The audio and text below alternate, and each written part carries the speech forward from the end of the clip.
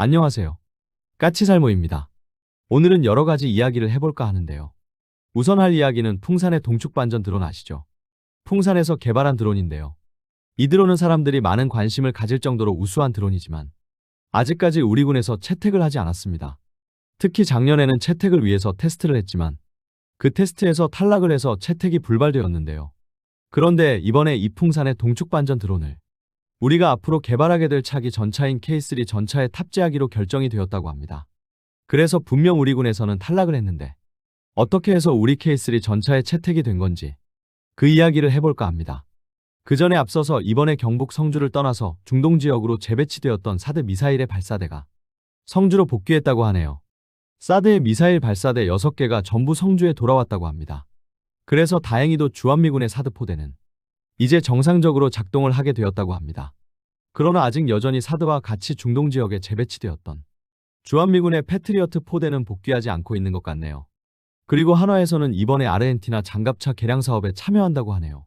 아르헨티나는 지금 M113 장갑차를 주력으로 운영하고 있는데 이 장갑차를 개량하는 사업을 하고 있고 여러분도 알겠지만 우리나라는 M113을 기반으로 하는 K200 장갑차를 개발해서 대량으로 생산했고 지금도 K200을 꾸준히 개량해서 사용하고 있습니다.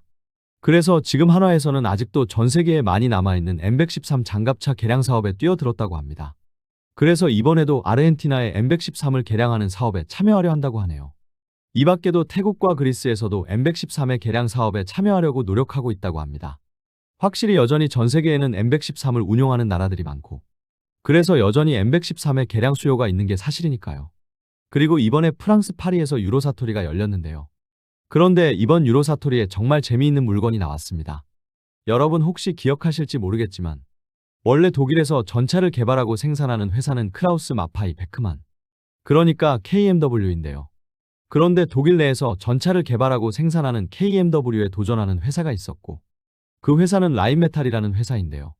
이 회사는 주로 전차에 들어가는 대포를 개발하고 생산하는 회사인데 이 회사도 전차를 개발하겠다고 도전을 하기 시작했고 그래서 자사가 개발한 130mm 전차포를 올린 신형 전차를 선보였는데요. 그게 KF-51 팬서입니다. 그리고 라인메탈사는 이 팬서를 수출하기 위해서 노력을 했고 팬서의 도입을 고려한 나라로는 우크라이나, 그리고 헝가리 등이 있으며 루마니아에서는 우리 흑표와 경쟁하고 있기도 합니다. 그뿐만 아니라 이탈리아와도 팬서를 공동 개발해서 생산할 거라고 했었는데요. 그런데 이번에 유로사토리에서 이탈리아의 레오나르도와 독일의 라인메탈사가 팬서를 기반으로 협력해서 개발한 전차를 선보였습니다. 사진을 보시면 이게 그 전차인데요. 솔직히 이 전차의 모습은 라인메탈사의 팬서라기보다는 현재 이탈리아의 주력 전차인 아리에테 전차와 더 비슷한 것 같은데요. 결론은 팬서라는 전차는 차대는 KMW의 레오파르트 2 전차의 차대를 변형해서 사용했고 포탄만 개발했던 전차이기 때문에 아예 처음부터 차대는 존재하지도 않았던 전차입니다. 그래서 결론은 이탈리아 기업인 레오나르도와 독일의 라인메탈사가 협업을 한 결과는 현재 이탈리아의 주력 전차인 아리에테 전차에 130mm 주포를 올린 모습이 되었고 사실상 KF-51 팬서의 모습은 그 어디에서도 찾을 수 없는데요. 그런데 문제는 이 전차의 가격입니다. 현재 유럽 언론에서는 이 전차의 가격을 대당 6천만 유로, 그러니까 하나로 1,055억 원이라고 소개하고 있다는 점입니다. 이 가격은 독일 레오파르트 2 전차의 3배가 넘는 가격이고 우리 흑표 전차의 5배가 넘는 가격입니다. 아마 레오파르트 2 A8의 대당 가격이 800억 원이 넘는다는 소리를 들어보셨을 텐데요. 그건 어디까지나 모든 걸 포함한 풀 패키지 프로그램 코스트 가격이고요. 전차의 유닛 코스트는 대당 300억에서 400억 선이라고 알려져 있고 우리 흑표 전차도 유닛 코스트로는 대당 가격이 200억 선이라고 알려져 있습니다. 그런데 이 신형 전차의 유닛 코스트는 대당 1000억이 넘어서 우리 흑표 전차의 5배가 넘는다고 합니다. 물론 이 전차는 130mm 주포를 탑재하고 신형 장갑에 능동방어 시스템도 탑재한다고 하지만 과연 이 전차가 우리 흑표 전차의 5배의 역할을 할 수 있을까요? 정말 이걸 보고 있으면 유럽과 미국의 미친 무기 가격이 생각이 나는데요. 이 전차는 그 미쳐버린 유럽의 무기 가격의 정점에 서 있는 것 같습니다. 결론은 유닛 코스트가 아닌 프로그램 코스트로 하면 이 전차 한 대의 가격이 우리 KF-21 전투기보다도 더 비쌀 것입니다. 아무리 이 전차가 우수하다고 하지만 전투기, 그것도 FA-50 같은 경 전투기가 아닌 주력 전투기보다도 비싼 전차라니 참나. 여러분 같으면 이 전차를 우리 KF-21보다도 더 비싼 가격에 우리 흑표 전차의 5배의 가격에 구매하시겠습니까?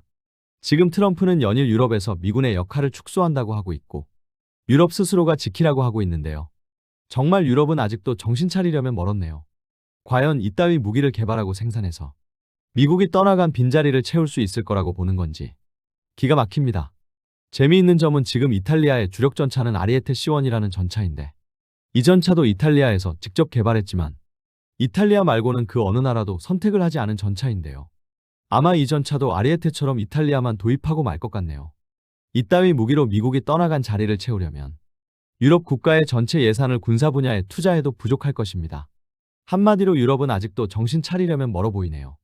그리고 유럽의 방산업체들도 국가가 위기에 처했는데 어떻게 해서든 돈이나 더 벌어먹을 생각만 하고 있으니 국가가 어떻게 되든 모르겠고 요즘 무기 수요가 많으니 최대한 국가에게 더 많이 뜯어내자는 것으로밖에는 안 보이네요. 유럽은 글러먹은 것 같습니다. 가망이 없는 것 같아요. 이딴 전차가 우리 흑표의 5배의 가격이라니 할 말이 없네요. 그리고 이번에 재미있는 이야기가 나왔는데요. 여러분도 대레이더 미사일함이라고 아시죠? AIM-88 대레이더 미사일함은 전투기에 탑재되어서 적 방공망의 레이더 신호를 추적해서 적 레이더를 파괴하는 미사일인데요.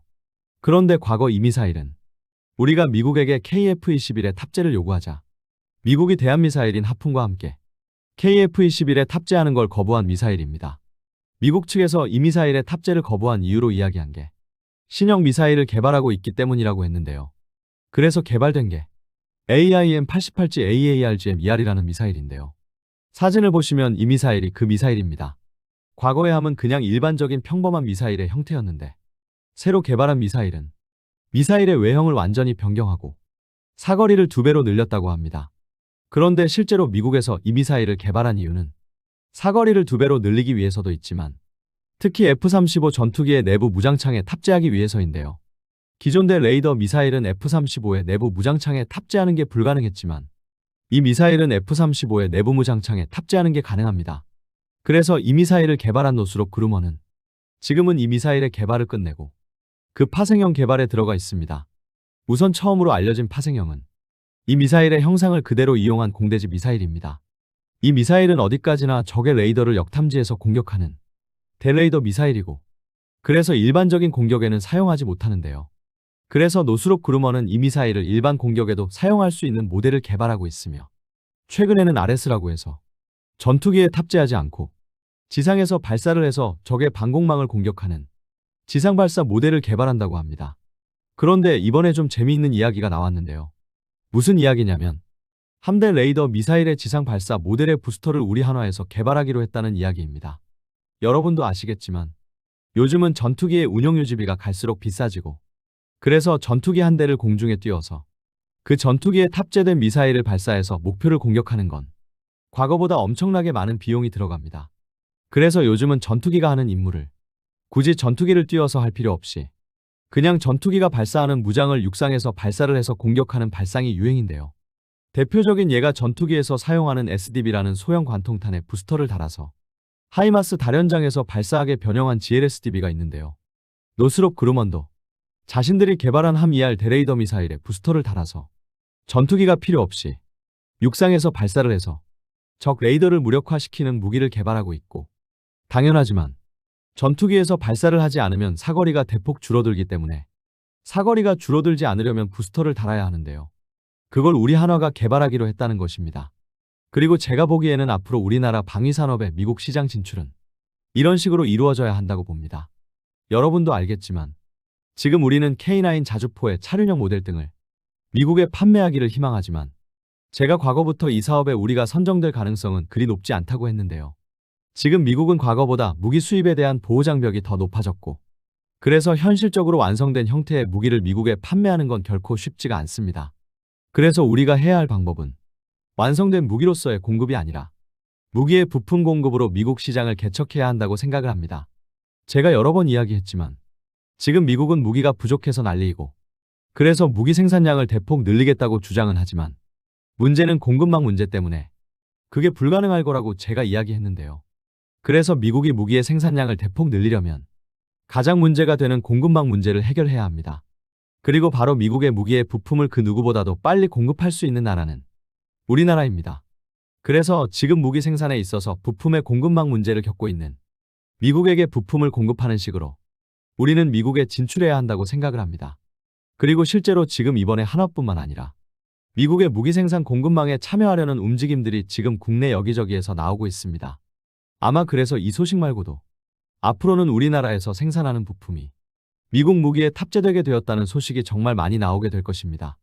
그럼 이런 이야기는 여기까지 하고 풍산의 동축반전 드론 이야기를 해볼 건데요. 제가 이미 이야기했지만 우리나라는 올해인 2026년부터 K3 전차의 개발을 본격화하는데요. 우리는 올해부터 시작해서 2028년까지 K3 전차의 시제 전차를 개발하고 2028년부터는 그 시제 전차를 직접 시험하는 시험에 들어가게 됩니다. 그래서 요즘은 우리의 신형 전차에 탑재되는 장비들이 속속 결정되고 있습니다. 그리고 당연하지만 이 전차에는 너무도 당연하게 무인기도 탑재됩니다.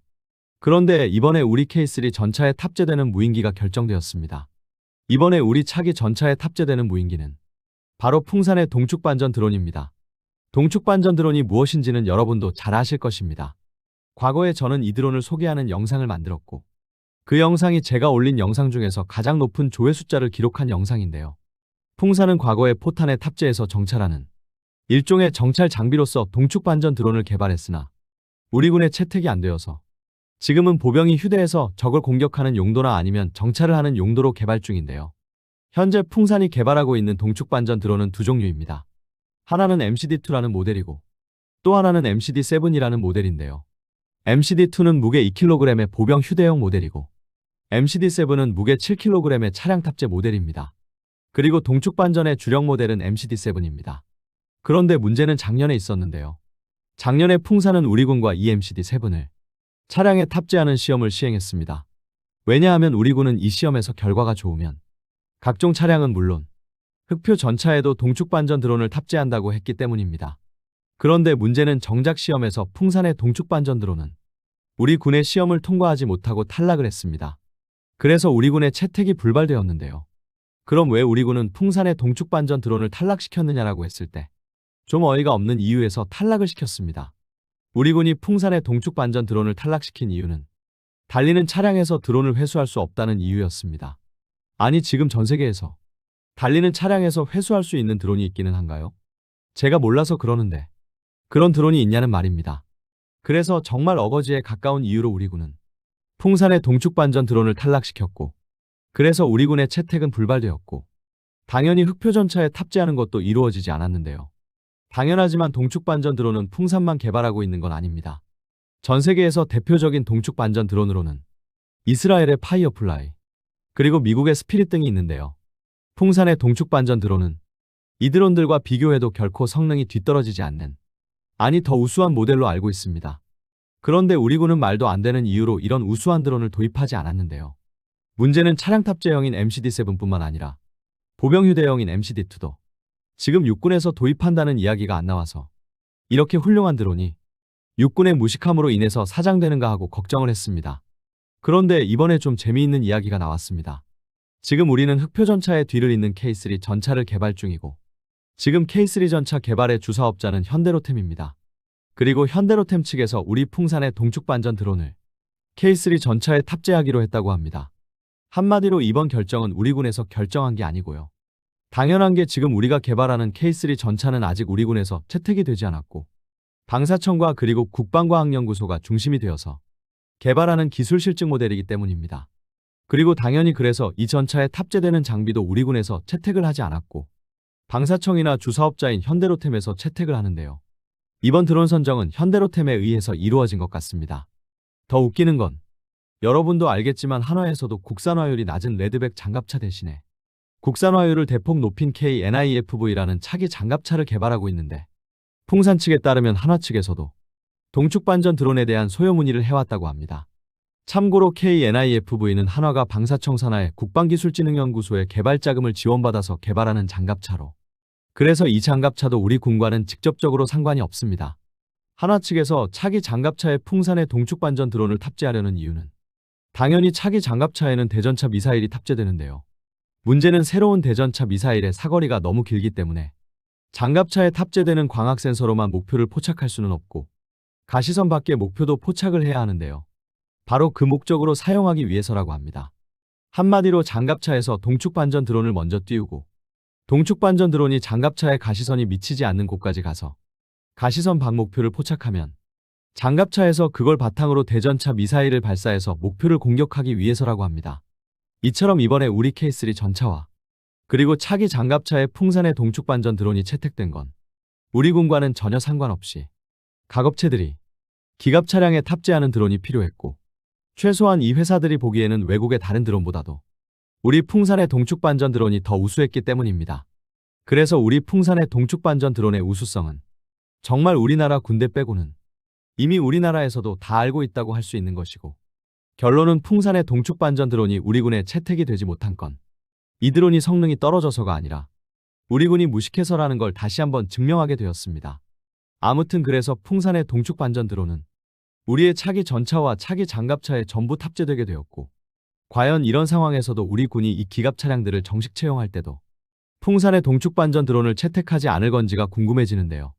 솔직히 풍산의 동축반전 드론은 수많은 드론 종류 중에서도 원통형 실린더형 드론 중에서는 극히 드물게도 우리나라 드론치고는 세계 최고의 성능을 가진 드론입니다. 그래서 이런 드론을 도입하지 않는다는 건 있을 수도 없는 일입니다. 참고로 이번에 현대로템이 채택한 모델은 MCD7S라고 하는데요.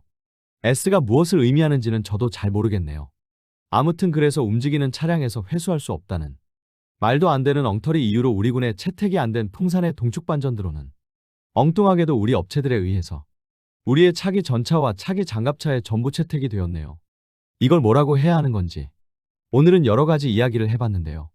특히 이탈리아의 신형 전차의 가격은 지금 유럽의 방위 산업이 어떤 상태인지를 너무 잘 보여주는 것 같아서 안타깝기도 하고 심지어는 불쌍하다는 생각까지 들고요. 그리고 이번 한화의 미국 미사일 부품 시장 참여는 앞으로 우리가 미국 방산 시장에 어떻게 진출해야 하는지 너무도 잘 보여주는 것 같습니다. 어떤가요, 여러분? 여러분이 보기에는 앞으로 우리는 미국 시장을 어떻게 진출해야 한다고 보시나요? 이상 영상 봐주셔서 감사합니다.